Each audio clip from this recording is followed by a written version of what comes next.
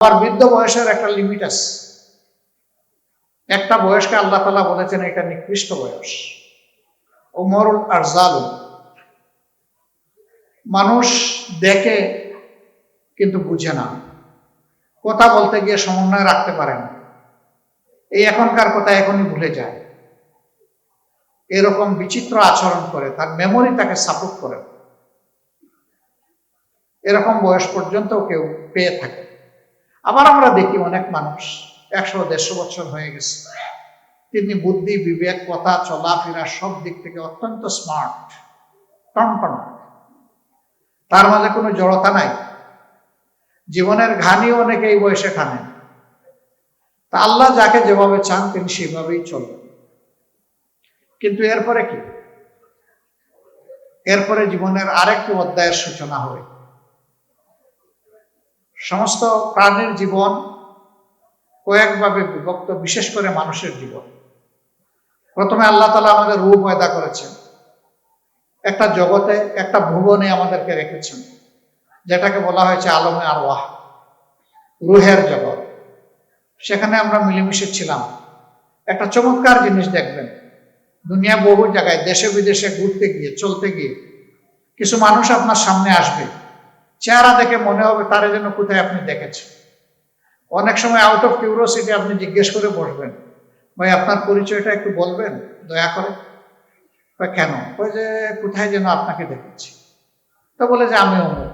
এখন আর হিসাব মিলেন, এই লোকের সাথে এইভাবে তো আমার দেখা হওয়ার কোন সুযোগ ছিল। আল্লাহ ভালো জানেন সেই রুহের জগতে একসাথে ছিলাম, সেইটাই কিনা আল্লাহ ভালো জানেন। কিন্তু এই হয়, কিন্তু এই ঘটনা ঘটে। সম্মানিত ভাইরা, এই একটা জগৎ, সেই জগৎ থেকে আমরা আসলাম আরব আলম উম্মি, মায়ের পেটে। এই আরেকটা জগৎ, কম বেশি 285 দিন মায়ের পেটে ছিলাম। ওখান থেকে আসলাম দুনিয়ার জগতে। আগেই বলেছি যে এটা খুবই টেম্পোরারি, আনসার্টেন। এই জীবন শেষ হওয়ার পরে আলমে বরজাখ, মধ্যবর্তী আর একটা জগৎ আছে। সেটাকে বরজাখ বা মধ্যবর্তী বলা হলো কেন? এটা হচ্ছে দুনিয়া এবং কিয়ামতের মধ্যে সেতুবন্ধ, ফাইনাল ডেস্টিনেশন আর দুনিয়ার এই ডেস্টিনেশনের মাধ্যমে এটা ব্রিজিং। এই জীবন থেকে মূলত মানুষের প্রাপ্তি শুরু হয়ে যায়। ফামান ইয়ামাল মিসকালা যাররাতিন খাইরান ইয়ারা ওয়া মান ইয়ামাল মিসকালা যাররাতিন শাররান ইয়ারা। সূক্ষ্মাতি সূক্ষ্ম ভালো কাজ করলেও ফল পাবে, আবার মন্দ কাজ করলেও তার পরিণতি ভোগ করবে। এখান থেকে শুরু। তারপরে ইয়াউমাল কিয়ামা, কিয়ামা মানে দাঁড়ায় যাওয়া। কার সামনে দাঁড়ায় যাওয়া? স্রষ্টার সামনে দাঁড়ায় যাওয়া। সেই দিন মানুষ দুই ভাগে ভাগ হয়ে যাবে। একদল মানুষ অপদস্থ অবস্থায়, তাদেরকে তাড়িয়ে নেওয়া হবে, দুলিমুলিন চেহারা, কালো কুচকুচে হয়ে যাবে, হাঁটু গেড়ে মাথা নত করে বসে থাকবে। আল্লাহ তাআলা তাদের দিকে তার নূরের দৃষ্টি দিয়ে তাকাবেন। তারা অপমানিত এবং লাঞ্ছিত হয়ে অপকর্মের জন্য তাদের ডেস্টিনেশন হবে জাহান্নাম। আরেকদল মানুষ সেদিন প্রশান্ত চিত্ত নিয়ে আল্লাহ তাআলার সামনে দাঁড়াবে। আল্লাহ তাদেরকে রহমতের দৃষ্টিতে দেখবেন, সম্মানিত করবেন। তাদের জন্য আল্লাহ তাআলা জান্নাতের ওয়ার্ডার লিখে দিবেন এবং ফেরেশতাদেরকে অত্যন্ত সম্মানের সাথে তাদের ডেস্টিনেশনে পৌঁছে দেওয়ার জন্য হুকুম করবেন। এই যে ডে অফ ফাইনাল জাজমেন্ট, এইটা থেকে কেউ এসকেপ করতে পারবেন না। আর সেই দিন তিনটা সত্তা ছাড়া কেউ আপনার আমার পাশে এসেও দাঁড়াবে না। সেই তিন সত্তাও আল্লাহ বিইজনিল্লাহ, আল্লাহ যদি চান, আল্লাহর অনুমতি ছাড়া কেউ পারবে না। এক নম্বর সত্তা মুহাম্মদুর রাসূলুল্লাহ সাল্লাল্লাহু আলাইহি ওয়াসাল্লাম, তিনি যদি কোনো বান্দার জন্য অনুমতি পান সুপারিশ। 2 নম্বর আল্লাহর কোরআন, 3 নম্বর এই রোজা। এই তিনটা জিনিস মানুষের জন্য সেদিন আল্লাহর দরবারে সুপারিশ করার সুযোগ পাবে। এই রোজা বড় নিয়ামত ভরা আমল। আল্লাহ তাআলা এই রোজার মাধ্যমে আল্লাহকে ভয় করার যে সবক আমাদেরকে দিতে চান, আমরা যেন এটা হাসিল করতে পারি। আল্লাহর কসম, আল্লাহ তাআলার কসম, আল্লাহ তাআলার কসম, এই একটা গুণ যদি কেউ অর্জন করতে পারে, সেই মানুষটার কপাল খুলে যাবে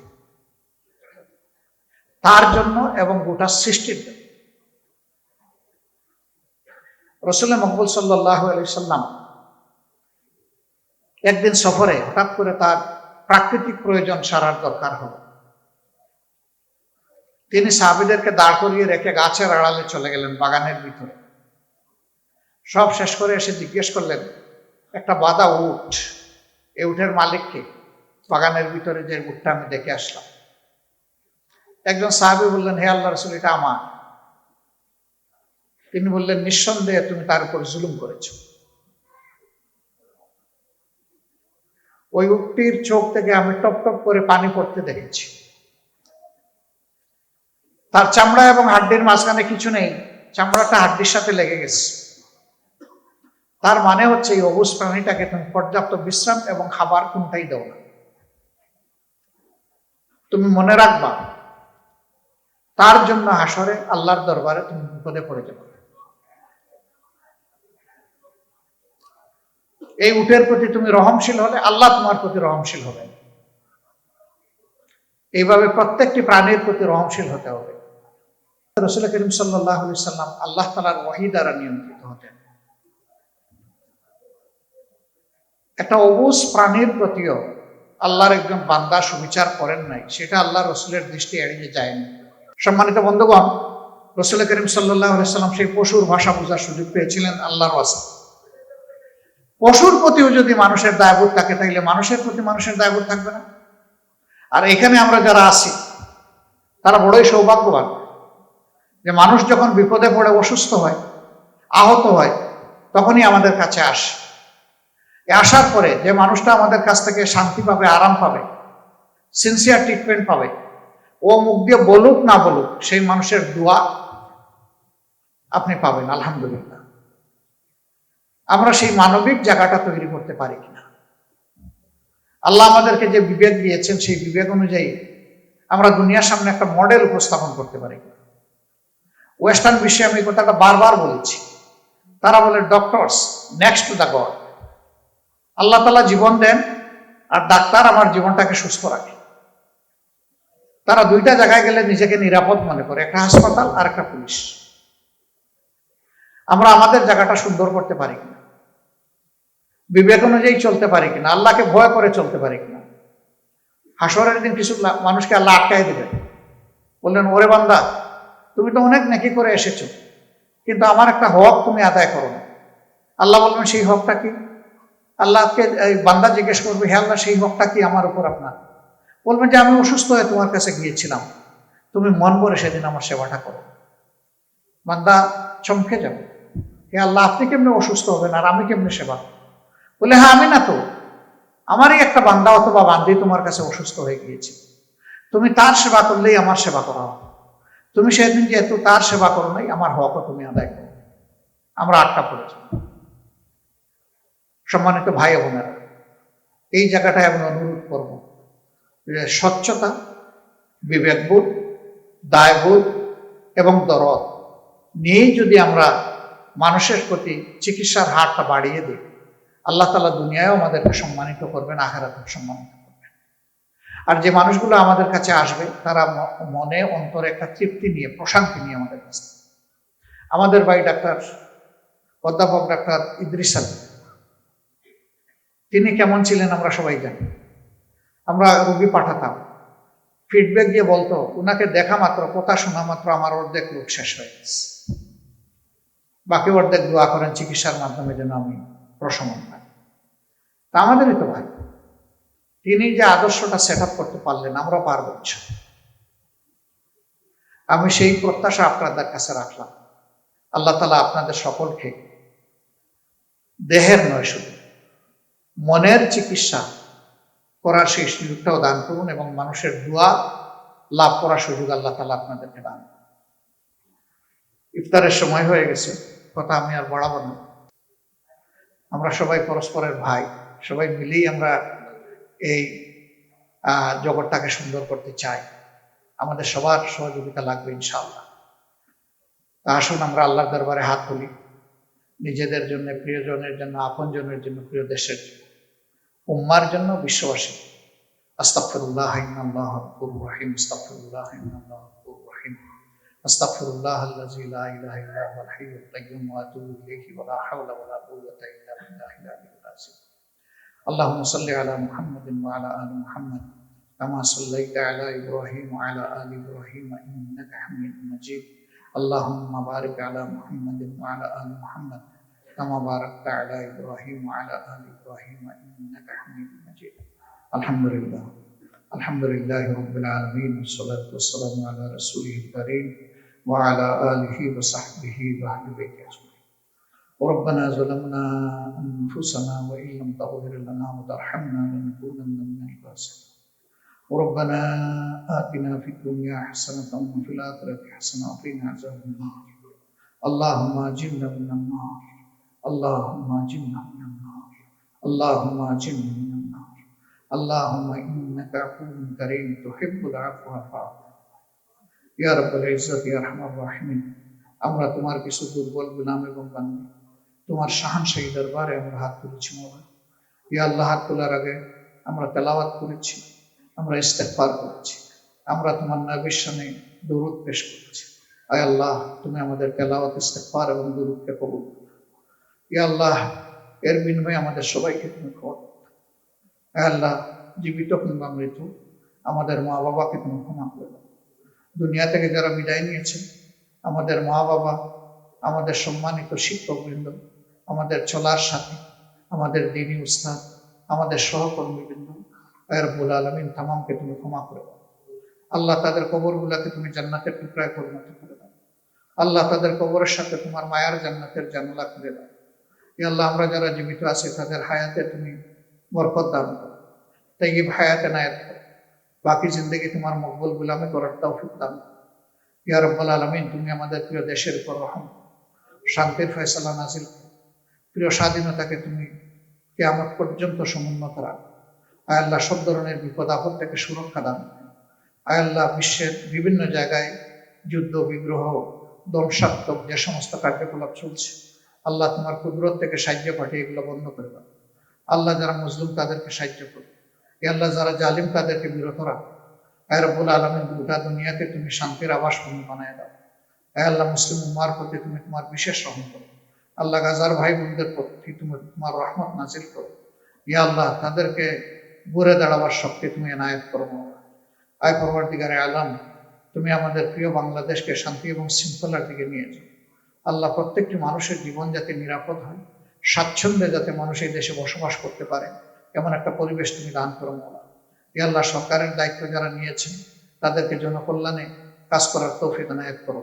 সকল প্রকার অপরাধ এবং অশান্তি থেকে তাদেরকে তুমি রক্ষা করো মওলা। আমরা যারা বিরোধী দলে আছি, আল্লাহ আমাদেরকে সঙ্গত ন্যায্য আচরণ করার তৌফিক দান করো। আল্লাহ, সবাই মিলেমিশেই যেন দেশটাকে সামনের দিকে আমরা এগিয়ে নিয়ে যেতে পারি, সেই তৌফিক তুমি এনায়েত করো মওলা। রব্বানা তাকাব্বাল মিন্না ইন্নাকা আনতাস সামিউল আলিম।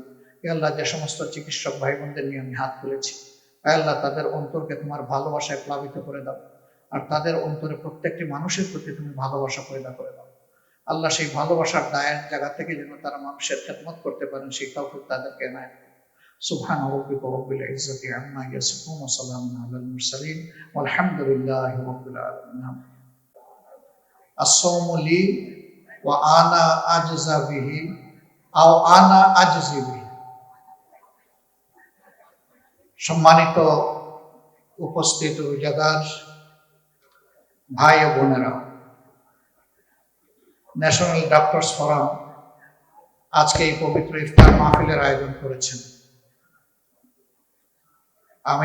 আমাকে এখানে নিজের করে দাওয়াত দিয়ে অতিথি বানানোর জন্য তাদেরকে আন্তরিকভাবে কৃতজ্ঞতা এবং ধন্যবাদ জ্ঞাপন করছি। এখানে আমরা যারা এসেছি সবার এক একটা পরিবার আছে, আর আমরা চিকিৎসক সমাজ পুরোটা মিলিয়ে একটা পরিবার। আমি সেই অর্থের কোনো চিকিৎসক এখন আর থাকতে পারিনি, একদিন ছাত্র ছিল, কিন্তু তারপরে আমি এই পরিবারের সদস্য। আমি জানি যে কেউ নিজের ঘরে কখনো অতিথি হয় না, বাট আমি সৌভাগ্যক্রমে আমার নিজের ঘরেই আজকে অতিথি। এই জন্য আল্লাহ তাআলার শুকরিয়া আদায় করছি, আলহামদুলিল্লাহ। পবিত্র এই রমজান মাস আল্লাহ তাআলা সুনির্দিষ্ট একটা লক্ষ্য হাসিলের জন্যই মুমিনদেরকে উপহার দিয়েছেন। আমি যে আয়াতটি তেলাওয়াত করেছি, আল্লাহ তাআলা এখানে স্পষ্টভাবে বলছেন, ও বিশ্বাসীরা, তোমরা যারা আমার উপর বিশ্বাস এনেছ, আমি তোমাদের জন্য এই পবিত্র রমজানকে অবধারিত করে দিলাম, লিখে দিলাম, নথিভুক্ত করে দিলাম। লাআল্লাকুম, আশা করা যায় সম্ভবত তোমরা তাত্তাকুন, ভয় করতে শিখবে, ভীত সন্ত্রস্ত হবে। এই আয়াতে রমজানের অন্য কোনো উদ্দেশ্য বলা হয়নি, একটাই উদ্দেশ্য। রমজান আল্লাহ তাআলা আমাদেরকে উপহার দিয়েছেন ভয়ের শিক্ষা দেওয়ার জন্য। সেই ভয়টা কাকে? সেই মহান সত্তাকে, যিনি এই নিখিল বিশ্বের সব কিছুর স্রষ্টা, আল্লাহ রাব্বুল আলামিন। সকল বিষয়ে তাকে ভয় করে চলতে হবে। তাকে ভয় করতে হবে কেন? তাকে এই কারণেই ভয় করতে হবে যে আমাদের এই দুনিয়ার জীবনটা খুবই খণ্ডকালীন একটা, জাস্ট আমরা কি বলবো, একটা প্লেজার ট্রিপ কারোর জন্য, আর কারোর জন্য একেবারে ধ্বংসের কারণ। এই কয়দিনের জন্য, এই দিনটারও আবার স্থায়িত্ব কতটুকু হবে সেটাও কালামে হাকিমে বলা হয়েছে, কালাম খেল বাসা। চোখের পাতা বন্ধ করতে যেটুকু সময় লাগে, তোমরা মনে করবে আল্লাহর অ্যাকশন এবং তোমাদের দুনিয়ার এই অবস্থান ওই রকম। আমরা চিকিৎসা হওয়ার কারণে আরো একটু বুঝার সুযোগ পাই সহজে। দুনিয়ায় বহু মানব শিশু আসে স্টিল বার্থ হিসাবে, অর্থাৎ সে মৃত হিসাবেই জন্ম নেয়। সে একটা শ্বাস দুনিয়া আসার পরে নিতে পারে না, চোখ মিলে তাকাতে পারে না, এর আগেই তার মৃত্যু হয়ে গেছে মায়ের পেটে। তার ওইটুকু হায়াত ছিল, হায়াত ওখানে, জন্ম ওখানে, মৃত্যু ওখানে, শেষ হয়ে গেছে। আবার লিভ বার্থ হয়ে যারা আসে তারাও দেখা যায় যে অনেকে কিছুক্ষণ পরেই শেষ, 2-4টা শ্বাস নিয়েছে, ওখানেই তার জার্নি শেষ হয়ে গেছে, নেক্সট জার্নি সে শুরু করে দিয়েছে। আর আল্লাহ যাদেরকে সুযোগ দিতে চান, নির্দিষ্ট সময় পর্যন্ত তাদেরকে হায়াত দেন। কেউ মারা যায় শৈশবে, কেউ কৈশোরে, কেউ যৌবনে, কেউ প্রৌঢ়ত্বে, কেউ বার্ধক্যে।